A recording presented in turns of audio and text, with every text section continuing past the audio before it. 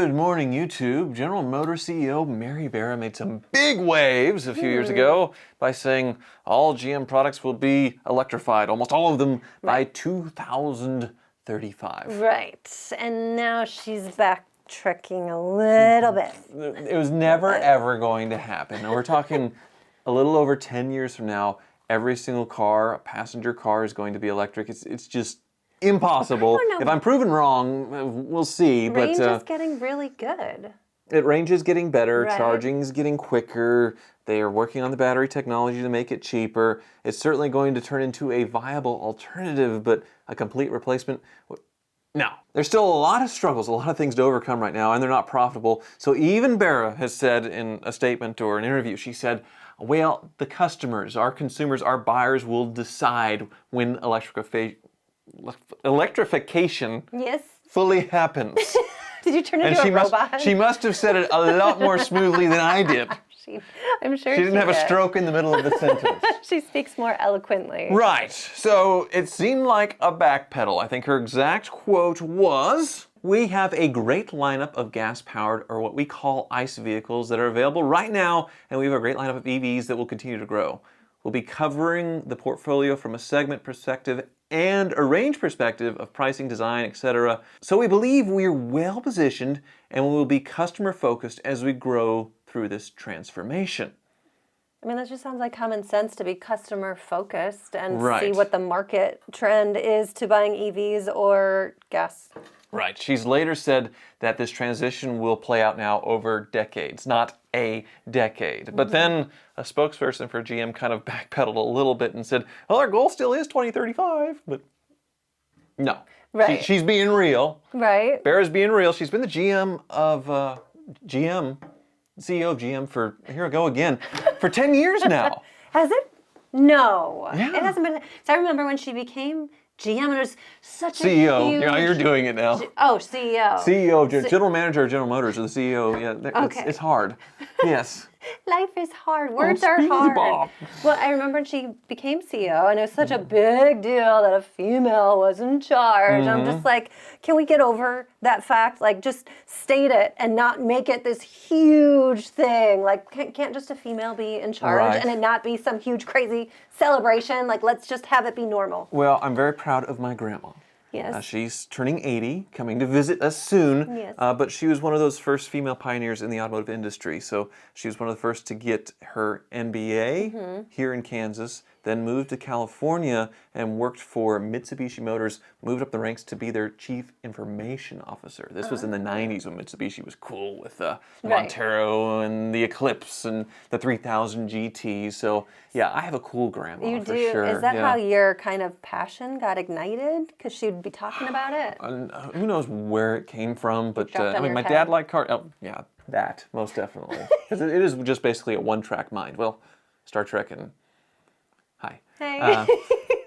But anyway, yes. So that is a little background on me that was not necessary. But yeah, Barra's keeping it real. And actually, there's been some waves said with the other CEOs of the big three, starting for Jim Farley. He said at one point, we're losing $100,000 per EV.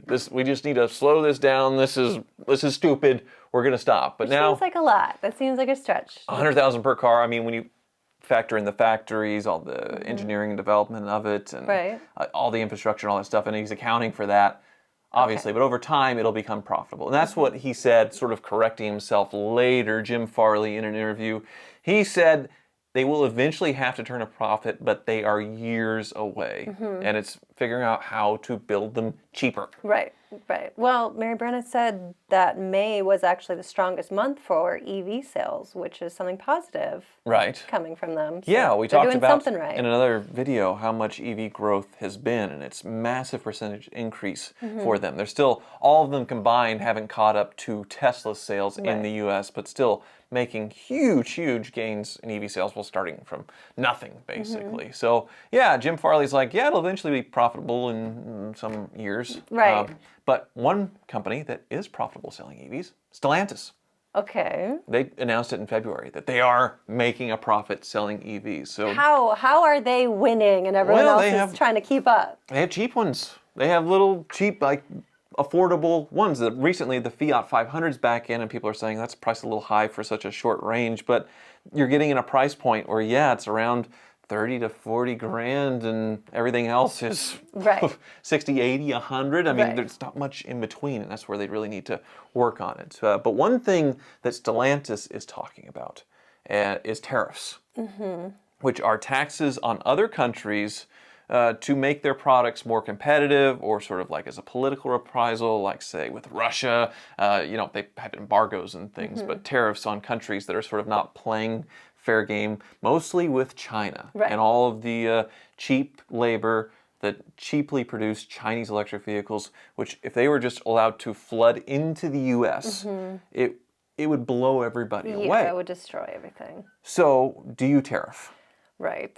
But then what's the consequence? The consequences is, well, then China reprises and puts tariffs on their vehicles, so you're not really selling internationally to one of the biggest segments.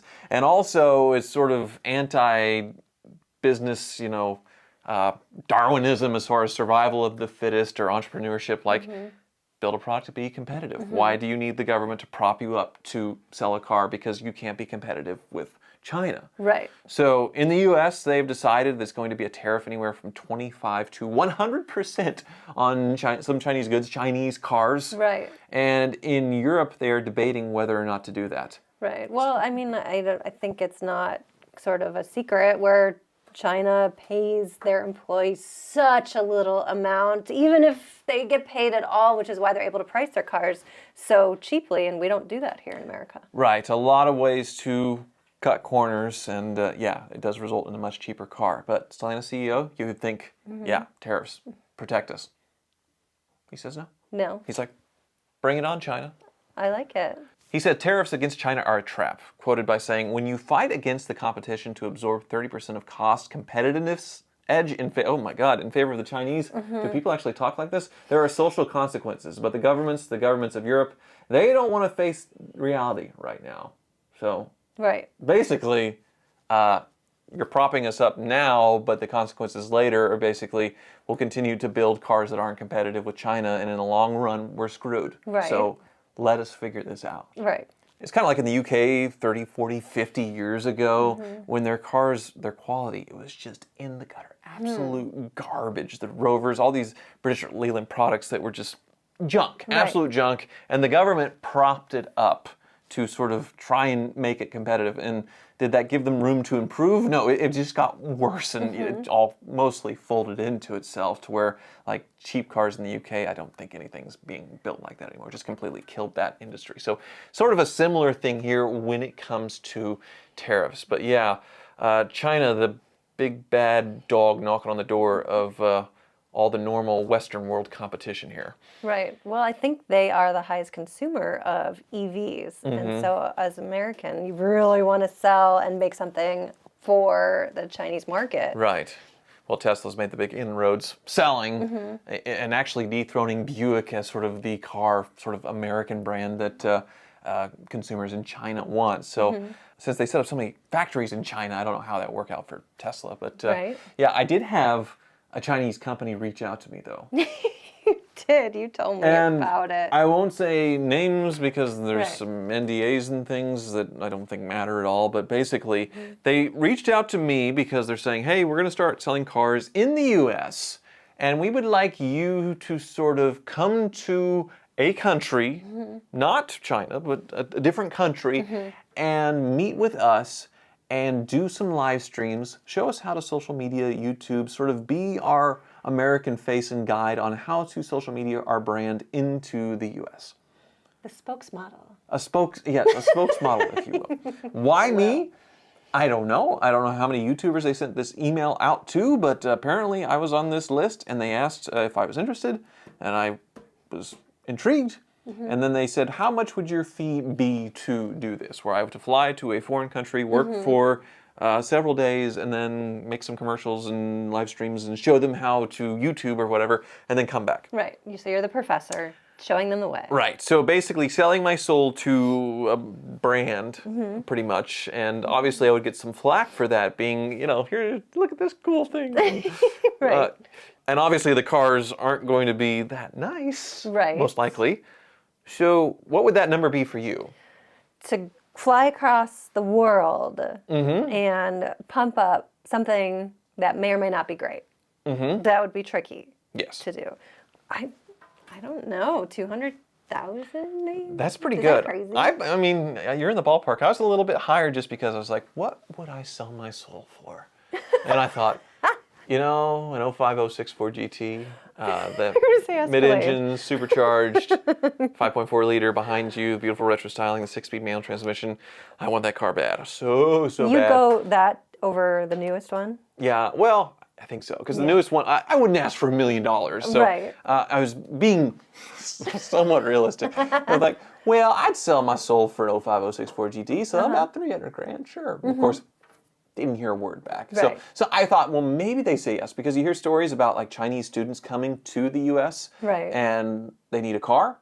And these very wealthy people in China have no idea how much things cost in the U.S. So the kids say, oh, I need like 250 grand for a car. And they're like, okay, they send them money for the car. They buy a Lamborghini because they think, oh, 250,000 is like 25,000. They don't know. So they have all the money in the world, so whatever. And yeah, the kids are going to college driving Lamborghinis. Maybe that's what they're used to. There's the supercars, hypercars back in China, and they want to match that here in America. I suppose. So, yeah, that's all the updates on all the CEOs, what they have to say about EVs, and a little more I'm sure you didn't want to hear about me. Well, to sell your soul, it's a Ford GT. Well, the 0506 Ford GT. Can you blame me? No, I can't. What color? Well, I already sold What are my you soul going? once to get this one to Kansas, obviously. I mean, What are your specs Alice. on the 05 GT? Oh, you just do all the options, the stripe. And I don't know. I want to know. What color? Probably the Wimbledon white with the blue stripe. Yeah, I like that one. Yeah, So Wimbledon that's white, pretty. that's like classic heritage. I think so. Okay. Yes. Thanks for watching. I feel like I'm watching Bedazzled intro right now. But yeah. what is bedazzled? Isn't that the one with the... Bedazzled? No, is it called... No, it's not called Bedazzled. That's like putting rhinestones and like crystals on jackets. No, what's it called? Bedazzled. Yes, it is called Bedazzled. What? It is desperate to gain the affection of a beautiful coworker. Elliot, Brendan Fraser, strikes a deal with the devil, Elizabeth Hurley. See, so you are Elizabeth Hurley and I'm Brendan Fraser, and it was called Bedazzled. It's a movie. 25 years ago. More to YouTube is very educational. So sorry for this one went way off the rails. Oh, by the way, Neelix is here. Oh, yeah. Here. Oh. She won't fit through that rung. She's a fat kitty. Yes. Thank you Careful, so much for gentle. watching. Look at how many kittens are there inside. Yep. Place your bets right now. Gentle, be gentle. You're going to squeeze him out by squishing her. Bye. Okay. All right. Betty? Why am I still attracted to you even though you do weird shit? I don't know. What's wrong with what I did? It's crazy. Is it funny? Yeah. Okay. That's the whole point. Get Okay. people to click. Okay, good. And I've lost all sense of modesty and self-worth to get people to click on my videos. And that's going in an outtake, I guess, at the end. Right? I just realized the camera's rolling.